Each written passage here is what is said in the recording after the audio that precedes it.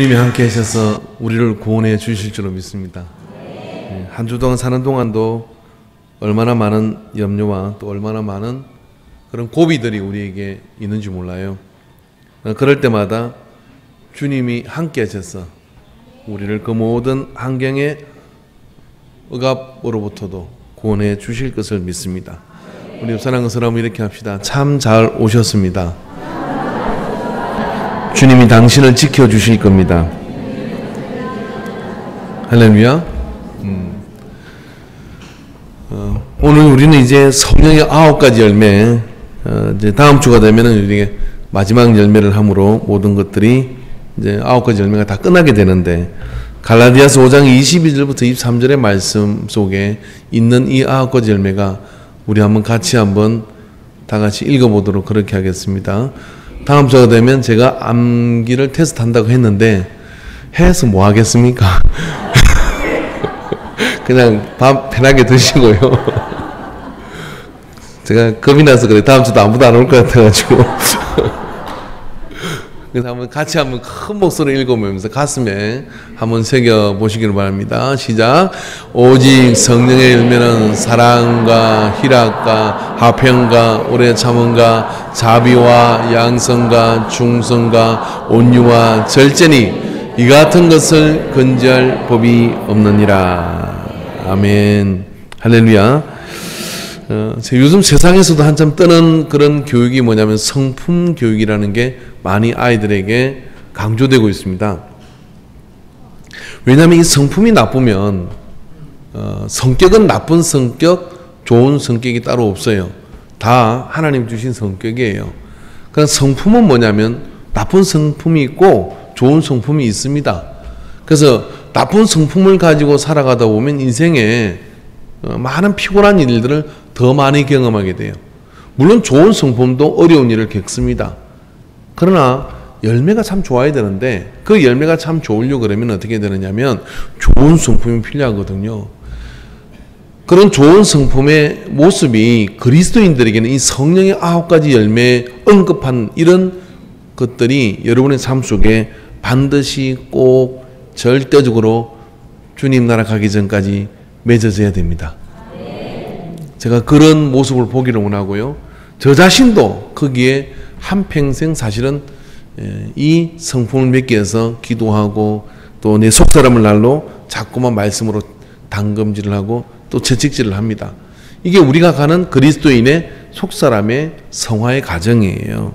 그런 과정 가운데 오늘 우리는 이제 온유라고 하는 이 언덕을 만나게 되는데, 이 온유라는 언덕은 참으로 우리가 그리스도인으로 살아가면서 좀 오해가 있기도 하고 또 온유를 어떻게 하는 것이 온유한 것인가에 대한 그런 어떤 많은 모호한 부분들이 있는 것 같아요. 왜 그러냐면은 오늘 성경에서 온유의 모델이 될 만한 사람을 쭉 찾아보다 보니까 성경의 사람의 인물 가운데서는 모세가 지면에 있는 모든 사람보다 온유하다고 하는 거예요. 아멘. 예, 아멘이 잘 되어지시죠? 그죠? 온유하다고 하는 것이죠. 그죠? 모세가. 이 모세가 온유하다는 말에 선뜻 공감을 하기가 어렵습니다. 이 가운데 여러분 사람 죽여본 분 계세요? 죽어갖고 모래에다가 묻어본 분 계세요? 예, 없잖아요. 모세는 그거 해봤거든요. 예, 자기 민족을 보호하기 위해서 였지만은 애굽인을 히브리인을 괴롭히는 동족을 괴롭히는 이 애굽인을 보고 격분해서 참지 못해가 어떻게 하냐면은 그냥 죽였어요. 죽여가지고 모래 파가지고 그냥 이집트에서 이렇게 묻어버렸거든요. 이런 분 아무도 없잖아요. 근데 그 정도 성격이 갈갈하고 좀 불같은 분이셔요. 그 다음에 여러분 또 모세를 보면요, 이집트에 가가지고 어떡합니까? 자기 백성들을, 하나님의 백성들을 이제 가나안 땅으로 이끌어 나가기 위해서 이집트에 가서, 이집트라는 큰 나라인데 말입니다. 그 들어가서 모세가 지팡이를 들고 시내산에서 호렙산에서 하나님 만나고 난 뒤에 떨기나무의 불을 가슴에 품고 이집트로 들어가는 순간부터 어떻게 됐어요? 이집트는 완전히 10가지 재앙으로 초토화가 돼요. 그러니까 이집트 사람들이 생각할 때, 그리고 심지어는 히브리인들이 생각할 때도 모세라는 사람은 편안한 사람이 아니에요. 저 인간이 와가지고 우리끼리 그냥 뭐 잘 사는데 애굽이 초토화가 됐죠. 그 다음에 히브리인들도 이해는 가지만 납득은 되지 않는 거죠. 그래서 강력 40년 동안 모세 따라다니며 불만을 그냥 품으면 되는 거예요. 우리가 애굽에 있을 때는 고기도 마음대로 먹었다. 애굽에 있을 때는 뭐 힘들긴 해도 그래도 이만하지는 않았다. 그러면서 애굽으로 돌아가게 해달라고 그렇게 사정하니 이 모세라는 사람이 온유한 사람이냐 이 말이에요.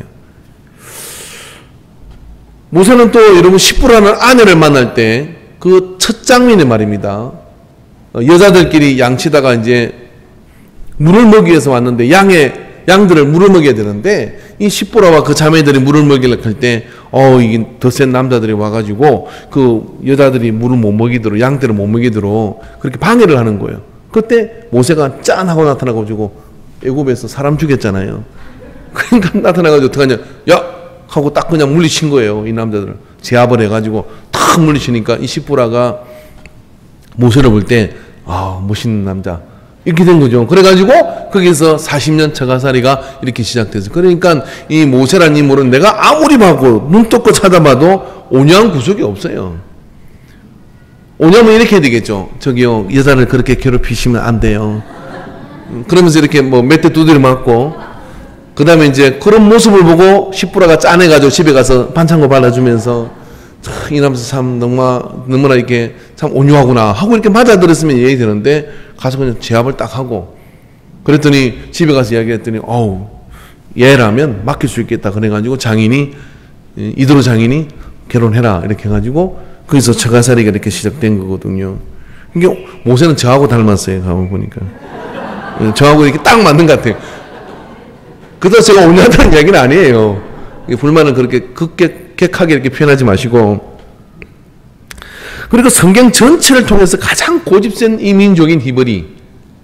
그래서 하나님께서 오죽해서 성경의 선지자를 통해 목이 곧은 백성이다 그렇게 얘기했어요. 말 안 듣고 목이 곧고, 그러는 이 백성을 이끌고 광야 40년을 가는데 뭐 쉽기만 했겠습니까? 그죠? 어렵지 않습니까? 그러니까 어떻게 합니까? 여러분이 한번 생각해 보세요. 하나님이 여러분한테 밤에 갑자기 돌판에다 글을 새겨가지고 모세야 이것이 내가 너희를 위한 법이다 하고 딱 줬어. 그럼 그거 어떻게 하겠어요? 가보 아닙니까? 그걸 어떻게 해? 근데 내려와서 보니까 세상에 황금송이 갖다 놓고 춤을 추고 난리가 난 거예요. 그럼 어떻게 돌판 내려놓고 하나님이 돌판을 줬는데 너희들이 어떻게 이렇게 하냐 하고 호통을 치면, 그리고 내려가서 타일러야지. 그렇게 하시면 안 됩니다. 그래서 산 위에서 돌판을 갖다 집어 던져버렸어. 돌판을 막 집어 던져. 어디 온유한 구석이 도대체 어디 있는가 한번 이야기 좀 해보십시오. 어디. 모세가 온유한 구석은 전 찾을 수가 없어요. 그런데 왜 성경은 오늘 우리 본문에 이렇게 얘기합니까? 뭐라고 얘기합니까? 오늘 성경에 이 사람 모세는 온유함이 지면의 모든 사람보다 더하더라. 자, 동의하시는 분 손 들어보세요. 모세가 온유하다? 나보다 온유하다? 제가 성격이 좀 그렇긴 해도요, 모세만큼은 아니에요. 제가 성격이 좀 급하긴 하지만 모세만큼은 절대로 아니거든요. 그런데 왜 성경에서는 이 모세를 온유하다고 하는 걸까요? 그렇다면 한 가지 가능성이 있는 거죠. 우리가 생각하는 온유하고, 성경과 하나님이 생각하는 온유에는 약간의 차이가 있는 것 같아요. 그러니까 성령 하나님께서 우리에게 열매로 주시는 온유가 우리가 생각하는 온유하고 성경에서 말하는 온유하고 약간의 차이가 있는 것 같다는 것을 우리가 동의해야 됩니다. 이게 대단히 중요한데 왜 그러냐면, 자칫 잘못하다가는 우리는 온유라고 하는 것 뒤에 숨어가지고요, 늘 문제가 생길 때마다 진리를 뒷전을 늘 문제가 생길 때마다 하나님이 내게 부탁한 일을 뒤로하고 핑계대고 숨기 좋은 그런 어떤 모습을 가지고서요, 요리조리 빠져나가는 그런 어떤 핑계가 될 수도 있다고 하는 거예요. 무슨 차이가 있는지를 살펴보면, 자, 우리가 한번 살펴볼 것은 뭐냐면, 온유와 성경에서 말하는 온유는 말입니다, 힘을 가지나 힘을 조절할 줄 아는 사람을 얘기하는 거예요.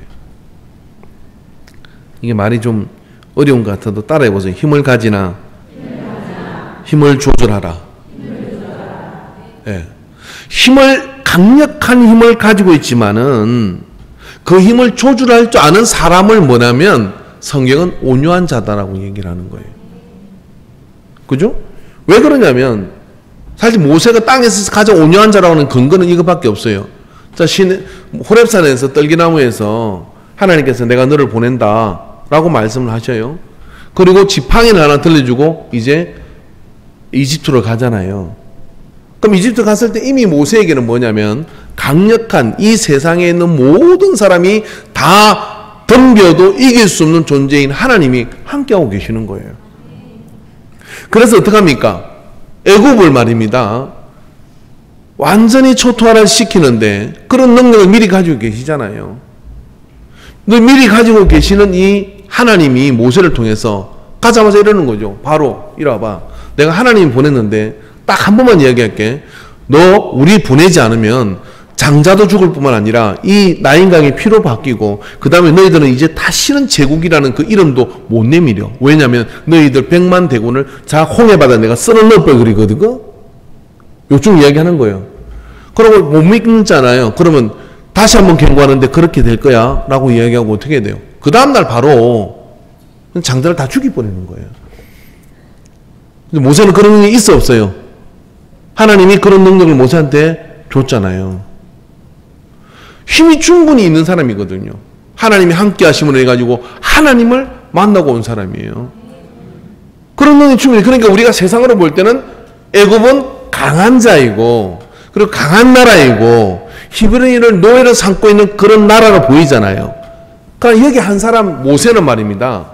그 애굽의 강한 군대와 강한 나라가 강해 보이지 않는 거예요. 왜냐하면은 그는 그보다 더 크신 하나님을 만나고 왔고 그 하나님께서 자기에게 그런 능력을 주신 것을 확신하고 있는 사람이에요. 그럼 누가 강자예요? 모세가 강자이죠. 강한 모세가 말입니다. 그 힘을 지금 조절하고 있는 겁니다. 어떻게? 바로한테 찾아가서 우리를 보내야 된다. 우리가 3일길을 가서 하나님께 예배를 드리려고 한다. 그러면서 그런 하나님이 나한테 그렇게 보내서 그렇게 보내라고 했다라고 그렇게 이야기하는 거예요. 바로가 들어요, 안 들어요? 안 듣죠. 그러니까 여러분, 온유와 비굴함의 차이는 뭐냐면 온유는요, 힘이 있으되 그 힘을 다스리고 절제해서 부드러움을 유지하는 게 온유예요. 비굴함은 뭐냐면 힘이 없어. 힘이 없기 때문에 어쩔 수 없이 낮춰야 되고 어쩔 수 없이 그것에 굴복해야 되고 어쩔 수 없이 그것에 아무 소리 못하고 당해야 하는 것, 이걸 온유라고 생각하면 안 됩니다. 그건 온유가 아니에요. 그건 비굴함이에요. 너희는 세상의 빛이고 소금이라고 말했잖아요. 그러면 세상의 빛과 소금으로서 내 뒤에 계신 그 하나님을 믿고 그 하나님이 나와 함께 하심으로 인해서 강력한 능력이 나와 함께하고 있다는 걸 믿지만 그것 위에 그러나 그 힘을 다 쓰는 게 아니라 온유함과 부드러움과 친절함을 유지하고 가는 거, 이게 온유이거든요. 오늘 많은 그리스도인들이 제가 볼 때는 힘 있을 때는 온유함의 덕목을 생각하지 않습니다. 속된 말로 세상에서 말하는 갑질을 서슴지 않고 행하죠. 그러나 힘이 없으면 온유해야 돼, 싸우지 말아야 돼, 다치지 말아야 돼, 그리고 요리조리 피해가죠. 그건 비굴함이에요. 여러분, 이 차이를 우리가 분명히 알고 있어야 돼요. 모세는 그런 강한 하나님의 능력을 가지고 있었지만은 문제의 중심으로 나가죠. 그리고 하나님의 준 지팡이를 가지고 있습니다. 그러나 그럼에도 불구하고 그것을 다 쓰기보다는 하나님께서 한 말씀을 전하고 그리고 그 말씀을 따라 하나님의 인도하심을 따라 하나하나씩 그 힘을 좀 수위를 높여가는 거예요. 그래서 성경에서 말하는 온유는 뭐냐면은 실력이 없고 힘이 없고 어쩔 수 없어서 그렇게 참아야 하는 상황을 이야기하는 게 아니에요. 힘이 있고 권리를 주장할 수 있고 당연히 그런 모든 것들을 동원할 수 있는 그런 능력이 있지만 그걸 뭐예요? 하나님 앞에 있다는 의식 때문에 하나님의 뜻을 따라 조절하는 사람. 이게 온유입니다. 예. 완장이라는 옛날에 우리나라에 그런 어떤 문학 소설이 있었어요. 그 완장이 뭐냐, 대충 이런 내용입니다.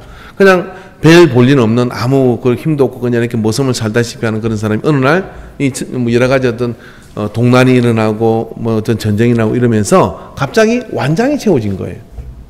완장이 채워져 나는데 이 사람이 말하면 목소리가 커지고 사람의 생사를 막 좌우하는 그런 어떤 눈빛과 마음이 완전히 달라지는 것, 이런 상황을 이야기한 그런 어떤 문학 소설이 있었습니다. 그게 참 한국 사회에 주는 어떤 시사하는 바가 굉장히 컸습니다. 굉장히 이 사람은 세상에서 그 동네에서 온유한 사람이었어요. 누가 말해도 굽신굽신거리고 네네거리고 그렇게 좋은 사람이 아니에요. 그 어느 날 자기에게 완장이 주어진 순간 어떻게 됐습니까? 그런 모습은 싹 사라진 거예요. 왜냐하면 내가 이제 힘이 생겼다 이거죠. 그럼 반대로 돼야 돼요. 성경에서 말하는 모세가 온유한 이유는 왜 그러냐면, 모세는 지금 그 당시에 누구도 받아보지 않은, 어떤 사람하고 비교할 수 없는 하나님의 정권의 능력, 즉 자연 어떤 현상조차도 뒤엎어서 말입니다. 구름기둥과 불기둥을 따라다니고 그 다음에 홍해가 가로막혀도 그 홍해를 갈라서 건너갈 수 있는 무지막지한 하나님의 초자연적 능력을 지금 지팡이 하나 들고 하나님께 받은 거예요. 그런데 그가 굽신거리고 있습니다. 그런데 그가 어떻게 합니까?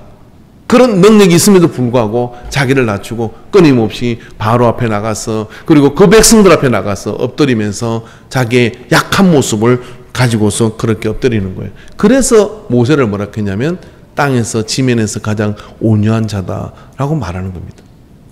동의되어지십니까? 이해가 되어지십니까? 자, 그렇다면 오늘 우리는 어떻게 해야 될까요? 성령의 열매인 우리가 온유의 열매를 맺으려고 한다 그러면, 우리가 힘이 있고 뭔가를 주장할 수 있는 위치에 있을 때 지극히 자기를 비천한 존재로, 겸손한 존재로 낮춰야 될 줄로 믿습니다. 할렐루야. 그렇게 낮추는 우리가 되어질 때 뭐냐면 하나님께서 그를 인도하는 그런 역사가 나타나게 되죠. 예수님은 당신 자신을 말입니다, 이렇게 말씀하셔요. 나는 마음이 온유하고 겸손하니 나의 멍에를 메고 내게 배우라고 말씀하셔요. 근데 참 이게 참 그렇잖아요. 예수님 자신이 나는 마음이 온유하고 겸손하다 하면, 저기 온유한 분 손 들어보세요. 여기 다 숟갈 한 숟갈이 있는 분들만 여기 계시는 거예요? 아이고, 제가 목회하기 힘들겠네요.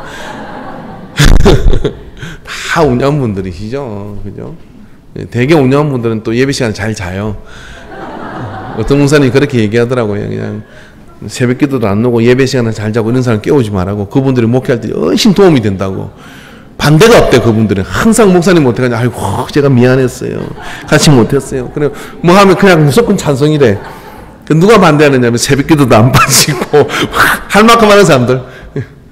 그래서 자기는 목회에 그런 분들이 상당히 도움이 되더라고. 그렇게 얘기하더라고요. 제가 무슨 이야기를 하는지 모르겠습니다. 근데 예수님도 이런 말씀을 하시죠. 자신은 온유하다라고 말씀하죠. 이 시험 쉽지 않은 얘기거든요. 예수님은 까볼까요? 이거 온유한 분 아니에요, 그죠? 제가 뭐 말할 필요가 없잖아요. 뭐 채찍 들고 막 성전 뒤올려놓고 굉장히. 근데 온유하다고 하시냔 말이에요.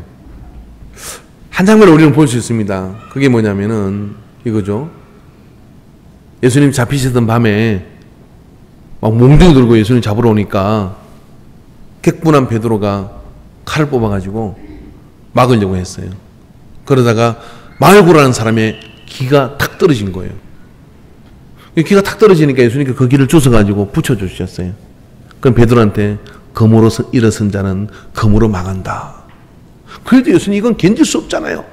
그런데 예수님께서 정색하라고 이렇게 말씀하시죠. 내가 하늘에 12사단 12사단을 내가 끌어내려서 여기를 초토화시킬 힘이 없어서 내가 지금 십자가를 지고 가는 줄 아니?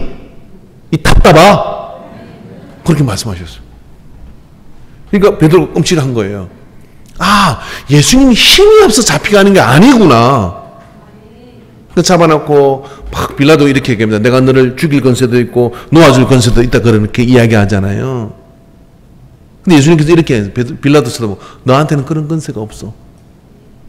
내가 지금 이 자리에 있는 것은 나의 선택이고 죽어가는 영혼을 위한 그런 어떤 나의 십자가에 가야 될 아버지의 뜻이기 때문에 가는 것이지, 내가 힘이 약해서 좀 너한테 그렇게 잡히는 거 아니야 라고 맹백하게 딱 짚고 넘어가요. 그러니까 예수님의 온유는 뭐예요? 성경에서 예수님이 자신을 온유하다고 하는 이유는 뭐냐면 힘이 있으되 그 힘을 마음껏 쓰지 않는 것. 단지 누구의 뜻에? 아버지 하나님의 뜻에 그걸 묶는 거예요. 묶는 거예요. 여러분, 우리가 살다 보면 돈을 좀 많이 벌게 되기를 바랍니다. 살다 보면 건세도 막 우리 가운데 대통령도 나오기를 바라요. 아멘들 좀 크게 하세요. 뭐 아무튼 뭐 좋은 거 막 다 생기시길 바랍니다. 그러나 온유함을 잃어버리지 마십시오. 왜냐하면 여기서 말하는 온유함은 힘이 있으되 힘을 다 쓰지 않는 것. 그게 감동이 있고요. 그게 그리스도의 마음이 있고요. 그런 세상이 될 때 어떻게 됐습니까? 살만한 세상이 되는 것 아닙니까? 그죠? 뭐 요즘 뭐 이 아시아나 항공이나 대한항공이나 참 욕을 엄청 얻어먹잖아요. 그 왜 그러냐면 마귀가 공중근세를 쥐고 있거든요. 그래서 공중으로 막 날아다니면 문제가 많이 생겨요. 그러니까 막 어떻게 정상적인 대화가 안 되는 사람들 같아요. 욕이 아니면. 아니 그게 뭐 우리가 그런 녹취록을 그런 걸 안 봤으면 그거 믿겠어요? 믿기 어려운 그런 상황이 그게 이렇게 벌어지고 있는 것들. 아, 내가 보니까 기도해 보니까 이게 마귀가 공중근세를 잡고 있어가지고 그래서 아파트도 너무 높은데 사지 마세요. 적절히 이렇게 좀 겸손하게 좀.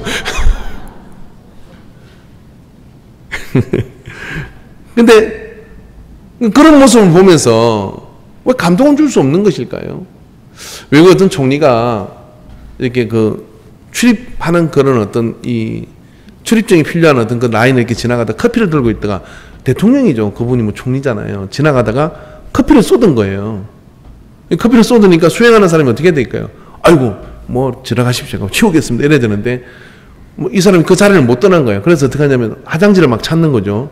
그러니까 이제 청소하는 옆에서 밀대가지고 이렇게 청소하고 있는 분이 옆에 이제 있다가 이렇게 나왔을 거 아니에요. 그러니까 그 밀대를 뺏어가지고 다 치운 거야.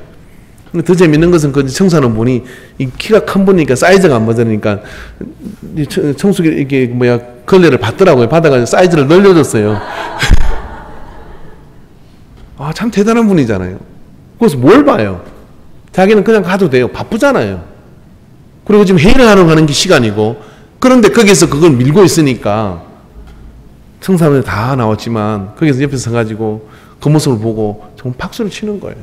전 세계가. 예? 왜? 힘이 있어도 힘을 쓰지 않기 때문에, 그런 온유를 가졌기 때문에 감동이 있는 거죠. 여러분, 세상에는요, 힘이 없는 사람은 없어요. 오늘 이 자리에 모인 분들은 우리는 대통령이 아니거나 건세의 최고 위치에 안 있다 할지라도 누군가에게는 갑이 될 수 있어요.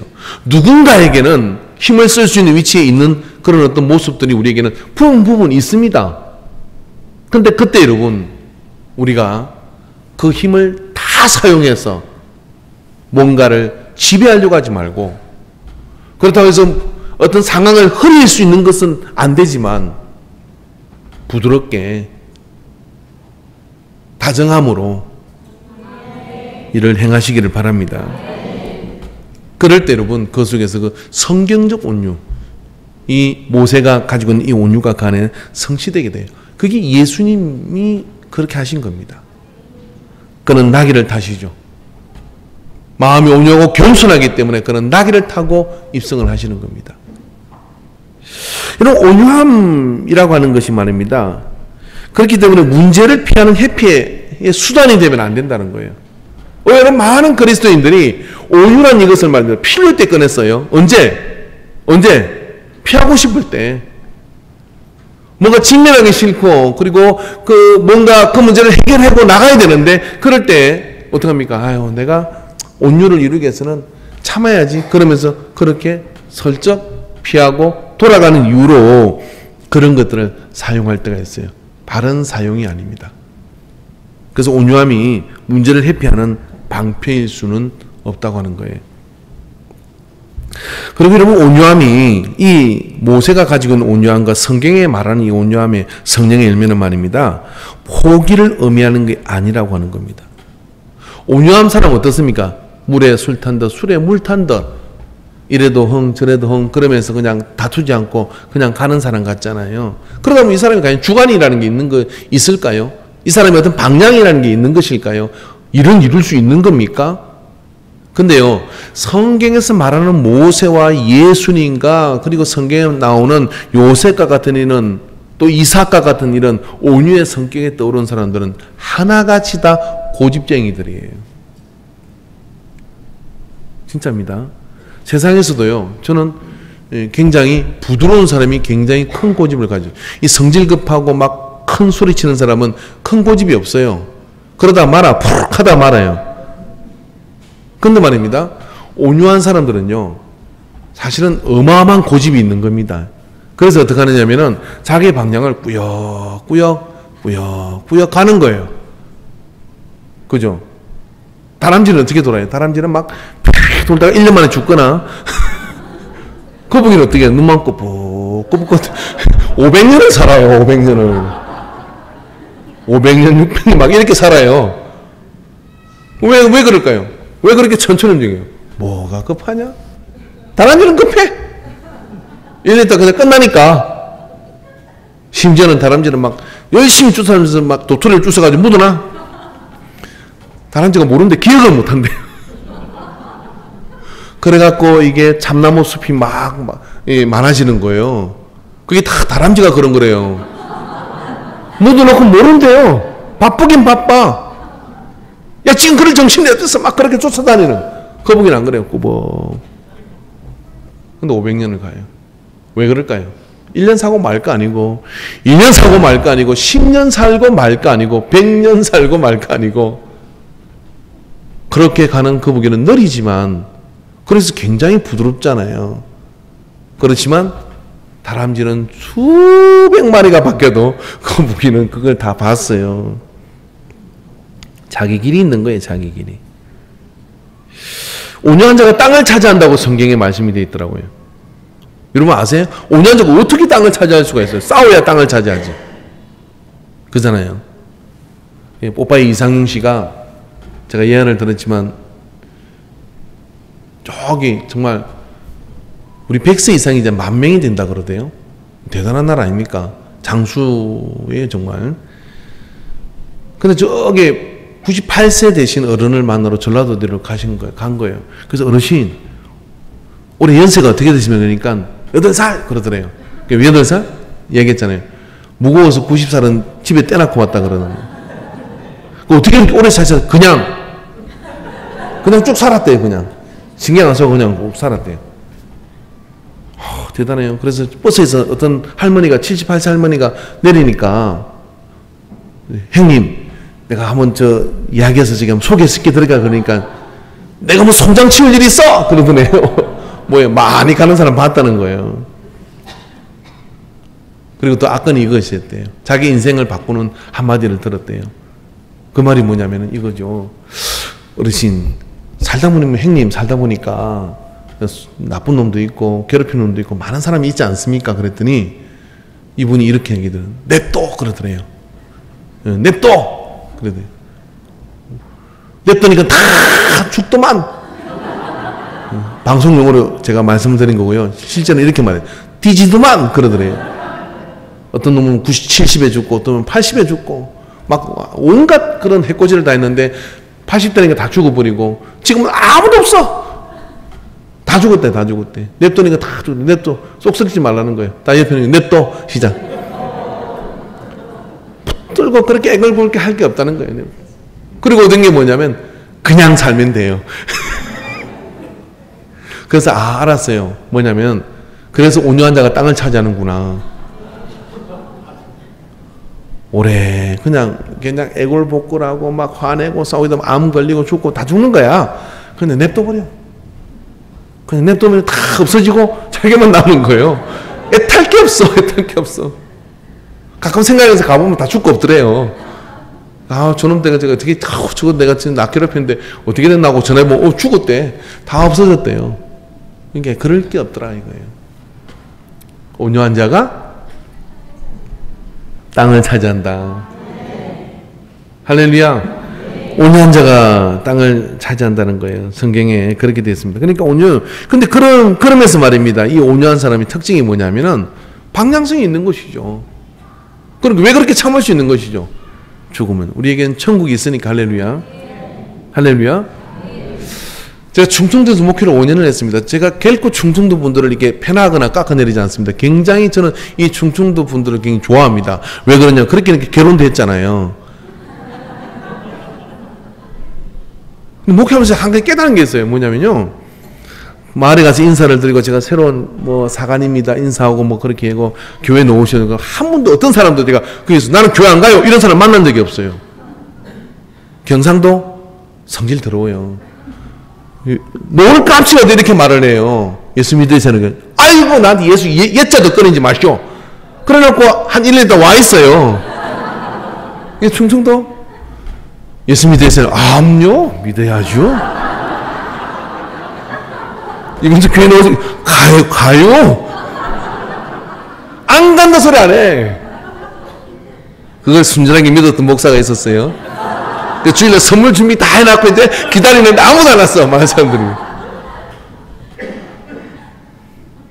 부정이 없어요. 굉장히 부드러워요.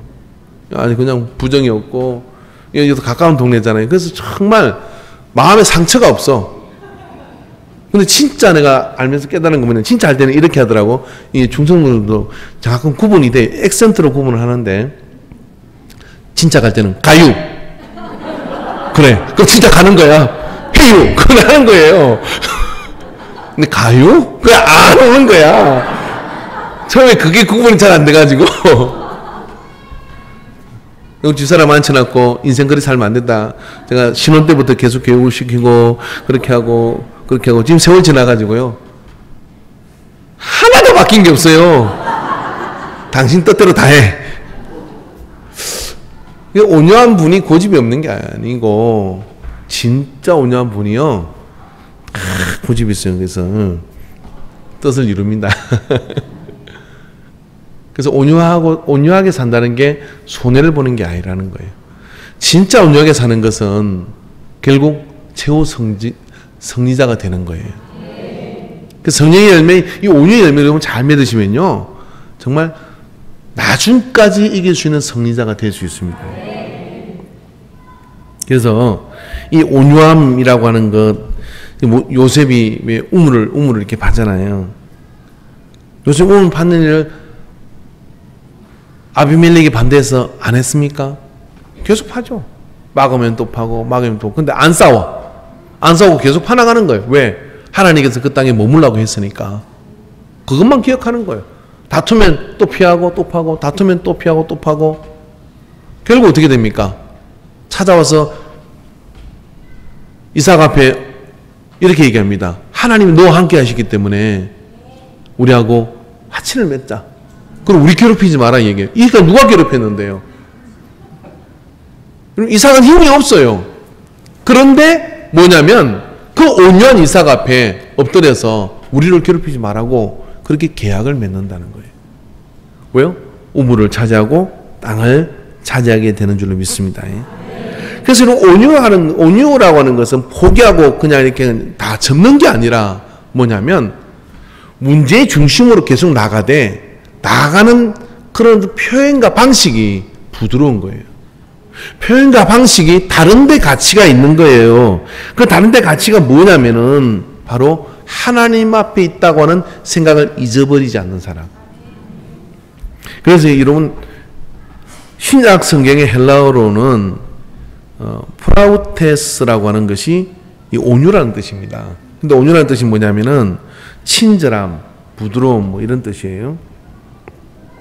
근데 이걸 히브리어로 아나우라고 하는데 이 아나우라는 표현은 좀 더 구체적으로 원래 뜻이 뭐냐면 비천함, 억압된 노예 상태에 있는 것을 의미한다 그래요. 그리고 억압된 노예, 비천한 종으로 자신을 여기는 것, 이것을 온유라고 얘기를 해요. 이게 좀 이상하다. 왜 이렇게 되었을까라고 좀 더 찾아보니까 그게 뭐냐면 이런 것입니다. 어떤 일을 대하든지 간에 하나님의 비천한 종으로 자기를 여긴다는 거예요. 그러니까 하나님의 뜻에 완전히 순종하는 상태가 돼야 온유할 수 있다. 그렇게 얘기를 해요. 그래서 말입니다. 여기에 아나우라는 것은 뭐냐면 그 온유란 뜻은 히브리의 온유란 뜻은 그 모세가 땅에서 가장 온유하다는 이 뜻은 이런 뜻이 된 거죠. 모세는 항상 자기를 비천하게 여기는데 왜 여기냐면 하나님 앞에 자기가 있다는 사실을 항상 기억한다는 거예요. 이게 모세가 가지고 있는 온유함이에요. 이 말들을 바꾸면 땅에서 가장 하나님을 눈앞에 보는 것으로 여기던 사람이 모세다는 얘기죠. 그걸 온유다라고 얘기를 해요. 자, 여러분 우리가 성령의 열매로 온유할 수 있는 것은 말입니다. 이런 겁니다. 교회에 쓰든지 일터에서든 어디 쓰든지 간에 우리가 온유할 수 있는 근거가 내가 힘이 약해서, 그리고 내가 귀찮아서, 그리고 내가 갈등이 싫어서 그냥 온유한 것은 병이 돼요. 근데 말입니다. 이 모든 상황에 하나님 앞에서 이 모든 일이 일어난다고 하는 마음을 가지고 있을 때 모세는 온유할 수가 있었고 예수님은 빌라도 앞에서도 온유할 수가 있었던 겁니다. 너한테는 그런 권한이 없어라고 얘기하고 십자가를 지고 채찍에 당신의 몸을 내어주죠. 모세는 또 어떻습니까? 그런 강력한 힘을 위임받았음에도 불구하고 하나님이 허락해야 되는 일이라는 걸 알고 있기 때문에 자기를 비천한 종으로 여기고 온유할 수가 있는 것이죠. 요셉은 어떤가요? 요셉은 아버지 야곱이 죽고 난 뒤에 형들에게 복수해도 괜찮아요. 왜? 형제들이 작당을 해서 자기를 죽이려고 했고 그 다음에 종으로 팔아버렸잖아요. 이제 아버지 살아있는 형제에게 그렇게 할 수는 없지만 아버지가 돌아가시고 난 다음에 어떻습니까? 형들에게 복수해도 돼요. 그걸 우려하던 형제들이 걱정을 하고 있을 때 창세기 50장 19절에서 23절의 말씀에 보면 그렇게 나옵니다.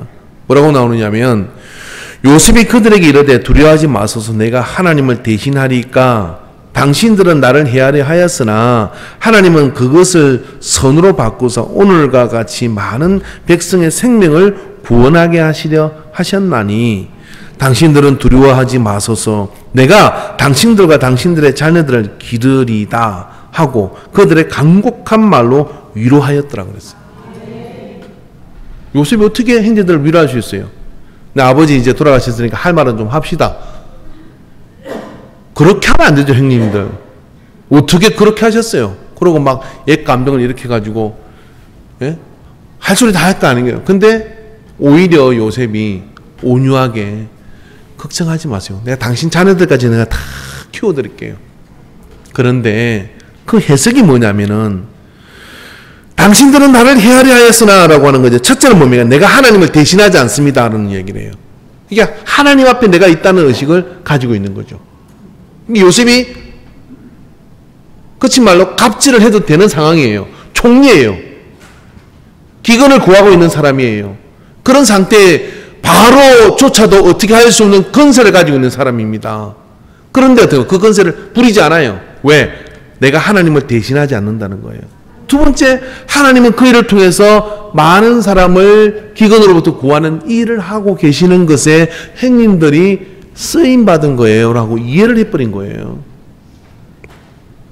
그 앞에 이를 어떻게 온유하지 않다 할 수 있겠습니까? 그래서 온유라고 하는 것은 자기에게 힘이 있지만은 더 큰 가치와 더 큰 방향성, 즉 하나님께서 계획하신 큰 것을 보았기에 기꺼이 사소한 것에 목숨을 걸지 않고 사소한 것에 그렇게 막 분을 일으키지 않고 그걸 내려놓아 버리는 거예요. 그리고 하나님이 내게 주신 큰 그림을 보며 가는 거죠. 그렇게 나갈 때 어떻게 되겠습니까? 그 속에서 그 온유함이 커지는 거죠. 모세는 출애굽기 32장 32절에 보니까 그러나 이제 그들의 죄를 사하시옵소서 그렇지 아니하시면 원하건대 주께서 기록하신 책에서 내 이름을 지워버려 주옵소서라고 백성들을 가로막고 서서 하나님 앞에 그렇게 구합니다. 이게 하나님의 온유를 잃어버리는 때가 있어요. 하도 히브리인들이 그냥 불평하고 원망하고 우상 쫓아다니려고 이러니까 다 죽이고 모세하고 새로 시작하자고 그렇게 모세에게 제안을 합니다. 그랬더니 모세가 어떻게 하느냐면은 그 책에서 내 이름을 지우시고 이 백성을 살려달라고 엎드리고 구하는 거예요. 이게 온유입니다. 하나님의 뜻 처음 정하신 그 뜻의 중심을 향해 나가는 일에는 조금도 물러섬이 없고 그 중심을 향해 나가는 그 가치를 향해서는 그 방향을 잃어버리지 않는 사람. 이게 온유한 사람이 가지고 있는 거예요. 그러니까 우리가 이 땅에서 온유하게 살라 그러면요, 그냥 있어서 온유되는 게 아니라 하나님의 뜻을 우리가 가슴에 새기는 겁니다. 그걸 붙잡아요. 그리고 내게 얼마나 큰 하나님께서 능력을 주시는지를 그걸 여러분 인정하고 받아들이시기 바랍니다. 그런 다음에 그렇게 되면 어떻게 되냐면 막 그렇게 거칠게 그렇게 저항하거나 거칠게 그렇게 할 일이 그닥 많이 없어지게 돼요. 여러분, 고래가 움직이는 걸 보셨어요? 저는 주님 나라 가기 전에 사치라면 사칠 건데 한번 그런 꿈을 꿔봅니다. 제가 필리핀인가 그 어디 갔을 때 가이드가 이런 이야기를 하더라고요. 자기가 가이드가 된 이유가 필리핀 바다에서 스킨스쿠버를 하다가 그게 그냥 눌러앉아서 가이드가 됐대요.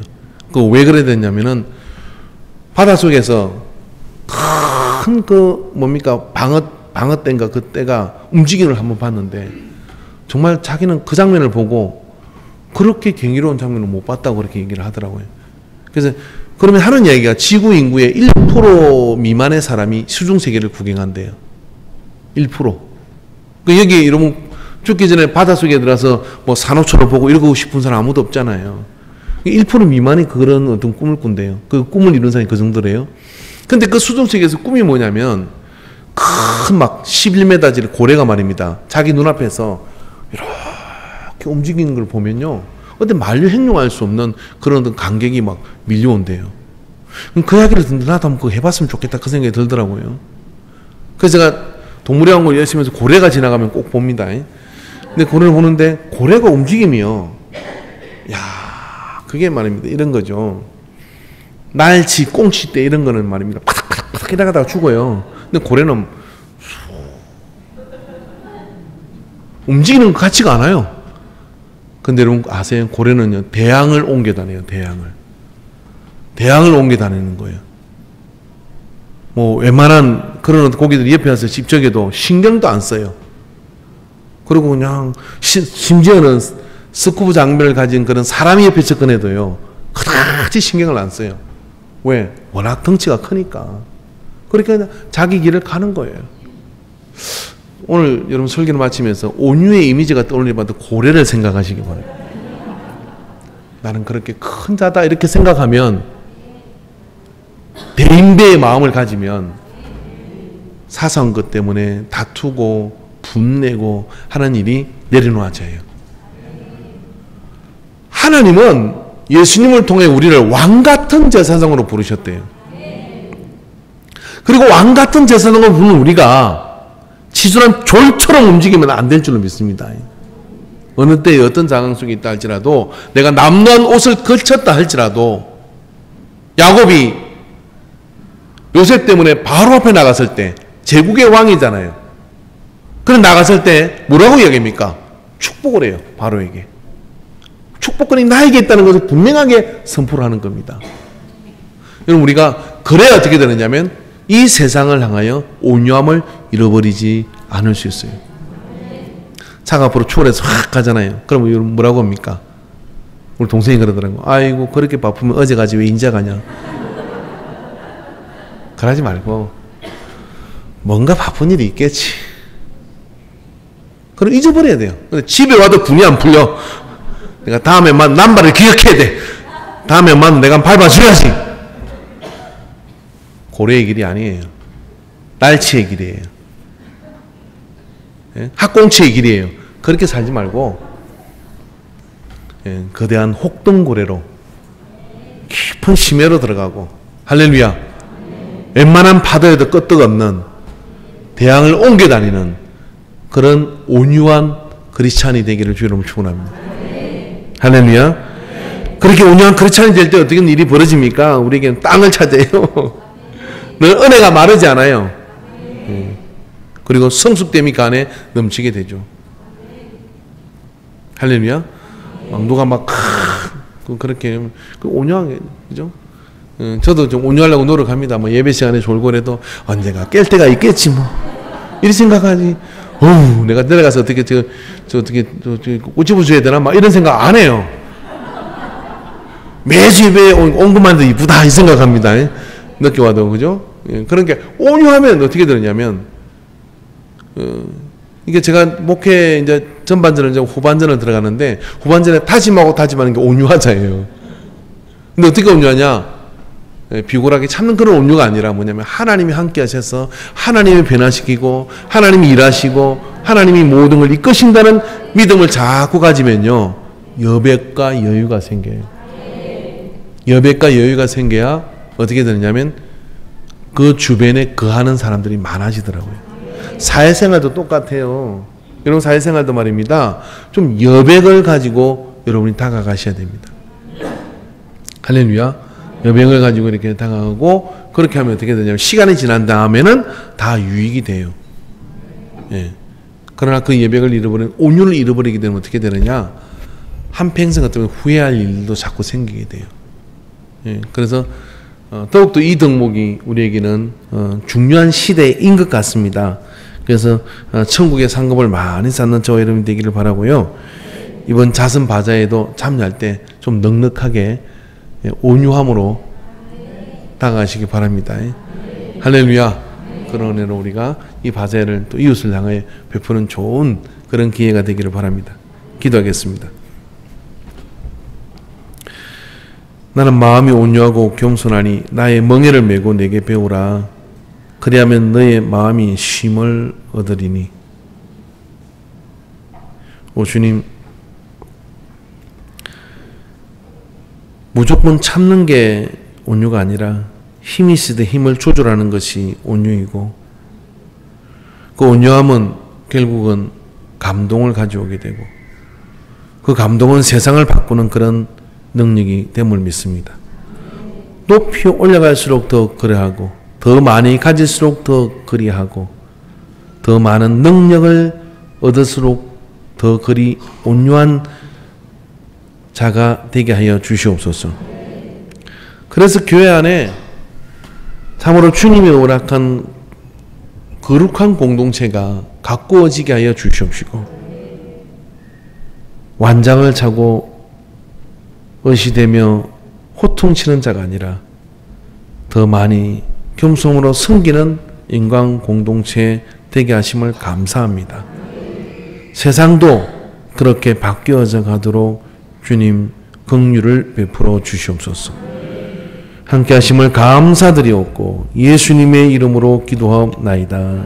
아멘. 찬송 620장입니다.